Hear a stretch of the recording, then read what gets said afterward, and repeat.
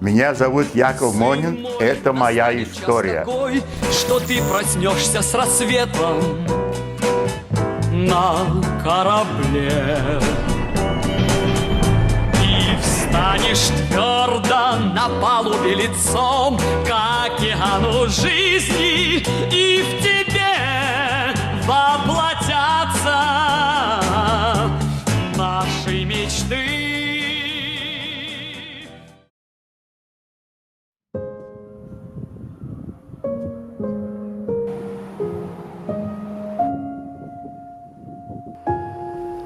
We met with Yakov Monin in a small house provided to him and his wife by the office housing in South Melbourne.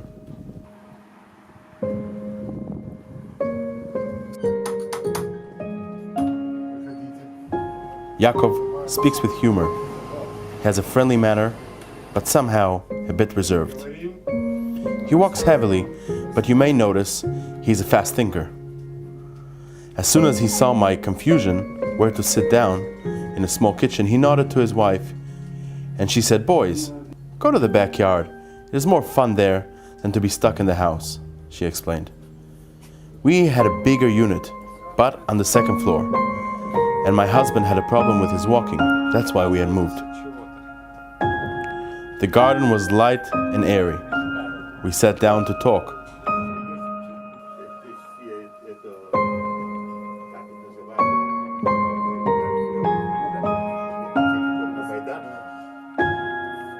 Jacob was enjoying a conversation about pre-war and post-war life, and how he worked as a tinsmith in Babrusk, and after the war in the Baltic states for the former USSR.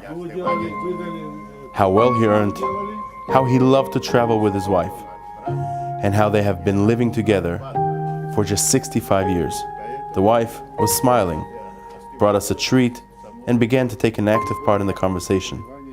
Her help was beneficial, since as soon as I was trying to fish anything out of Jacob regarding the war, he didn't feel like chatting at all. The reason for his restraint has also become clear. He understood the purpose of the visit very well, and given his promise to participate, he could not refuse to me. But he clearly does not like talking about the war.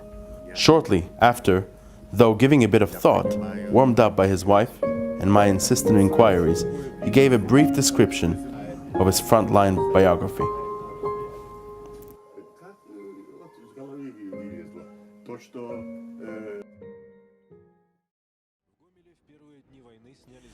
A story like many, the Germans bombarded the city of Babrusk from the first days of the war. Panic was terrible. The civilians fled along with the retreating troops. The soldiers were sharing with us whatever they had, food, water, walking, any mode of transport to get by. So, eventually, we were out of there. We managed to go as far as to Kazakhstan and stayed there, working, according to the skills we had.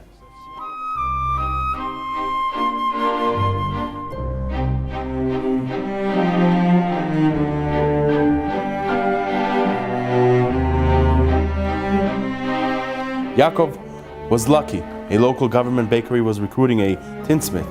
That's how I got myself settled over there. See, what an occupation in demand, he smiled strangely. Overall, if not for this job, I'm not sure we would have survived. And so I managed to fetch a bit of bread from work and to bring it home. Well, almost always. He stopped for a second, hesitating, and at home, a whole bunch of people were waiting for me. The sisters, the friends, the girlfriends. I was keeping them alive. Here we go.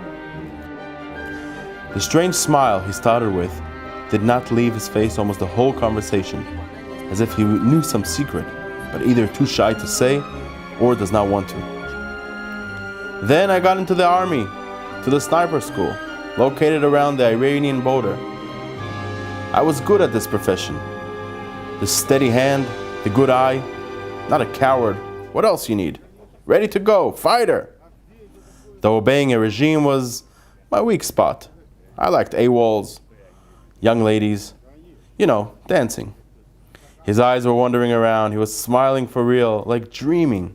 Anyway, I successfully graduated and was sent to serve in Belarus, in the army, which was under the command of Marshal Rokossovsky.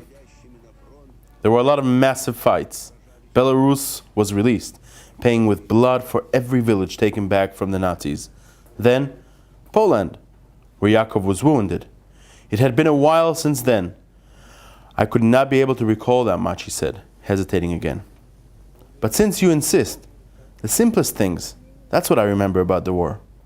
As once, while in the evacuation in Kazakhstan, on one of the occasions of soliciting a loaf of bread, I did not manage to bring it home. I was that hungry that I ate it, all of it, and nearly died. I remember as later, on the front lines, I ended up in the same hospital with my father, even though we fought in entirely different divisions, even on entirely different fronts. That's the memory. Someone may write a novel on it. And the war itself, well, war is war, he chuckled. Shoot, kill, they shoot you, you shoot them, it's simple. I don't understand anyone who likes to talk about it. You are different. You are doing your job, gathering stories. But do not get me wrong. For a normal individual to recall how he was killing other human beings, it is hard. I do not consider myself as a hero. I wanted to fight. Not in the sense of fighting, but in the sense of defending the homeland. So I went to fight, being a 17-year-old, voluntarily. Well, then what? He smiled again. No heroism, just working in the profession, as always, all my life. Just being good at what I do. Only the professions were different. In peacetime, tinsmith. In a war, a sniper. In general, I mastered my specialities very well. What can I say? That crooked smile never left his face, helping to cope with that apparent awkwardness.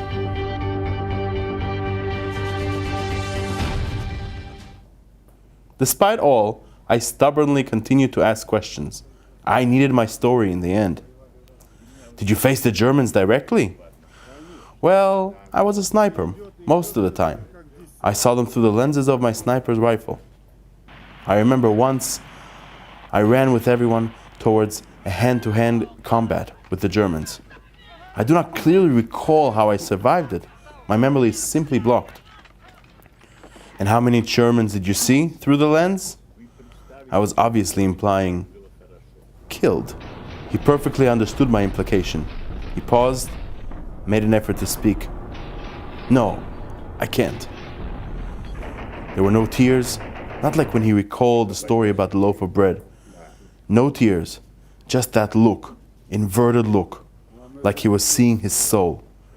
He paused again, and I decided that I better change the subject. Tell me about your father. Oh, that is a really interesting story. After being wounded by a grenade blast splinter in Poland, I got to the hospital. I was writing letters home, and the family was writing back. They said, "It is strange. Your father is also in a hospital now, and we are receiving letters from you and him with the same return address." I started to ask around, and it turned out that my father was in the same hospital with me. Here are the wonders. Then we met.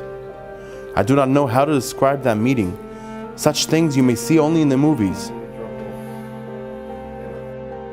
Eventually we were discharged from the army, together, since both of us had severe wounds.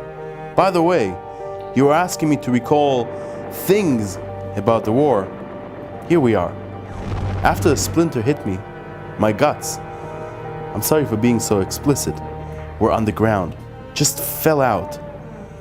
But terrible luck, all of it, well, almost all of it, was collected and sewn back in. No infection. I survived. Though that splinter still sits inside of me after many, many years have passed. And then, the war was gone. Everything went on just fine. After all, I had a profession. He was smiling again, this time without bitterness. I have a wife, family, 2 sons, grandchildren, great-grandchildren, everything what people have.